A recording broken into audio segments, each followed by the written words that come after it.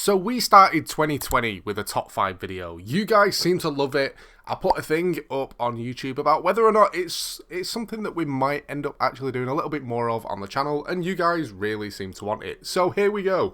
The top 5 games that turned out to be surprising hits from 2020. Coming in at number 5, a game called Valorant. Now, if you're a console player, this is probably a game that you guys have seen and are so envious of because it's only actually available over on PC. But if you don't know what the game is, it's kind of a cross between CSGO and a game called Overwatch. So if you're an Overwatch player, you'll know your characters all have the special abilities.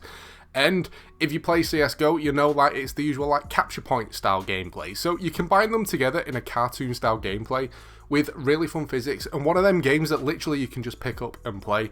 It becomes an awesome title. This was a game that I'd never heard of.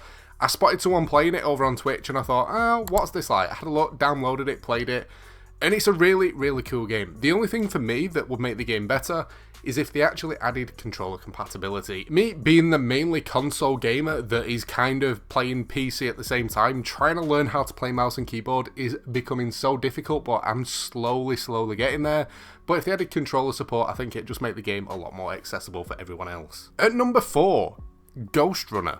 Now, this is a game that I'd never heard of, and when I saw the gameplay for it, it kind of just reminded me of Mirror's Edge, but a lot more vibrant with the colours instead of everything literally just mostly being white, and the fact that it was a lot more violent as well, which just intrigued me. I don't know why, and I know that sounds so wrong, but I love games with violence. I love games with free running, and I think the main reason why I enjoyed playing Mirror's Edge when it was first released is it was different, a first-person parkour game, and this, it's that game that you'll love to hate because it's pretty difficult to play, but at the same time, when you're playing Ghost Runner, you have so much fun playing it that you kind of forget how difficult it can actually be. It's a game that if you haven't played it, it's quite cheap to pick up. If you've ever dreamt of becoming a futuristic ninja parkour assassin, then this is a game that is literally made for you. At number 3, a game that we've mentioned a few times on this channel, and it's a game called Fall Guys.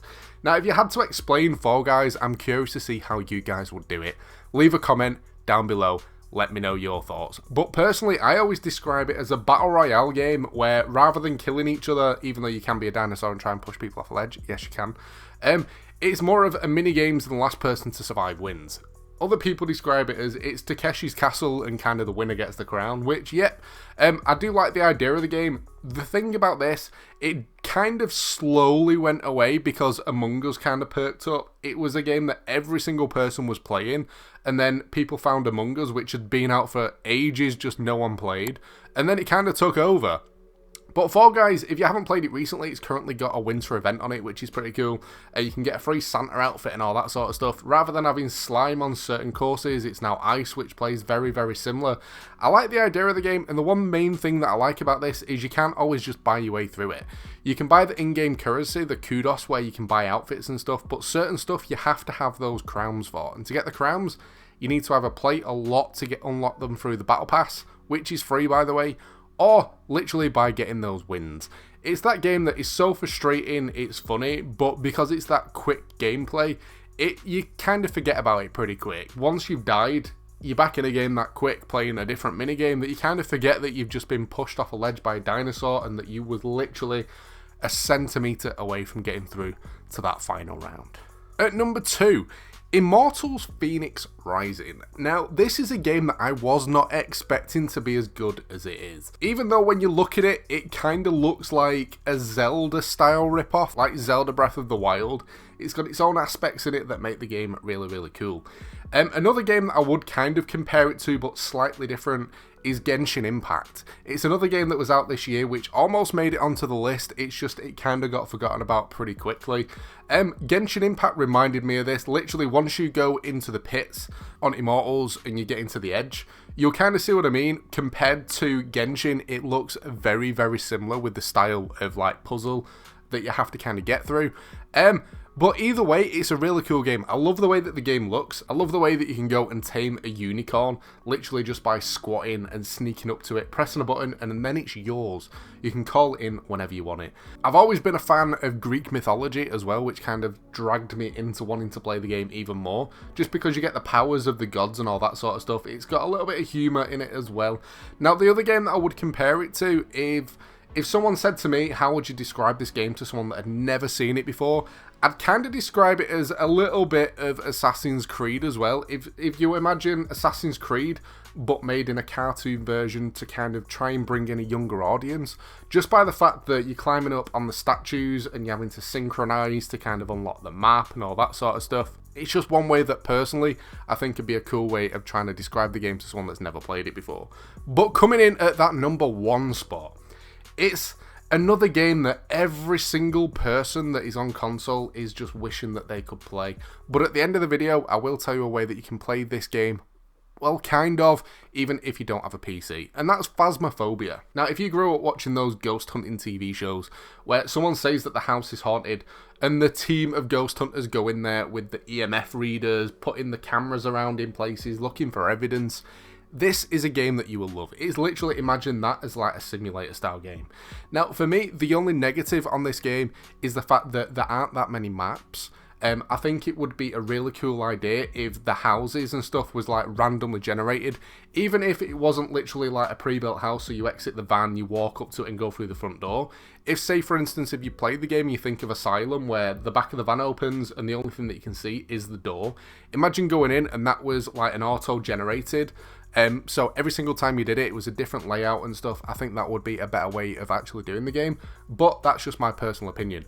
But literally, you'll go in there either on your own or with a team of people to try and gather evidence. So first of all, the main thing that I'd personally do is walk around with a thermometer to try and find a room that's under 10 degrees. Once you've found that room, you know that's where the ghost is. Then you kind of put your other evidence down, so you can put a book down, hoping that it writes in it. You can walk around with the EMF reader, trying to get it up to a 5 for that piece of evidence of a level 5 EMF, or it's just another kind of ghost event kind of thing. There's other stuff in it as well. You can place your video cameras around to look for ghost orbs. You can shine UV torches to look for fingerprints and stuff. And there's even a box that you can talk to, literally using your headphones, and the ghost will speak back, and that is also classed as a piece of evidence. For me personally, this is probably the best surprise game that I was not expecting this year. I'd never heard of it, I'd never seen anything about it. It literally got mentioned, saw streamers playing it, downloaded it, and absolutely loved it. It's an amazing game, and some people that are probably watching this video have played it with me, because we actually play it over in the Discord as well.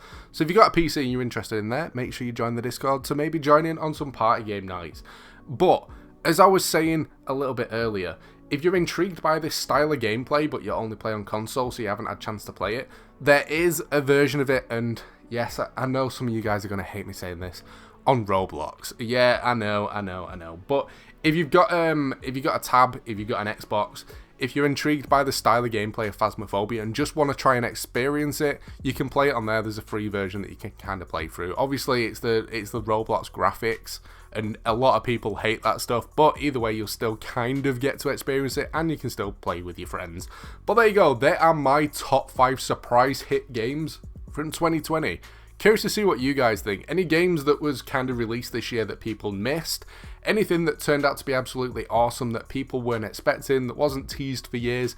Leave a comment down below, and I might even check them out myself. But that's pretty much it for this one. I hope you've enjoyed the video. If you have, a like would be awesome. If you've got any ideas for any top 5s that you want me to cover on the channel next, leave a comment down below. But thanks for watching, guys, and I'll catch you next time.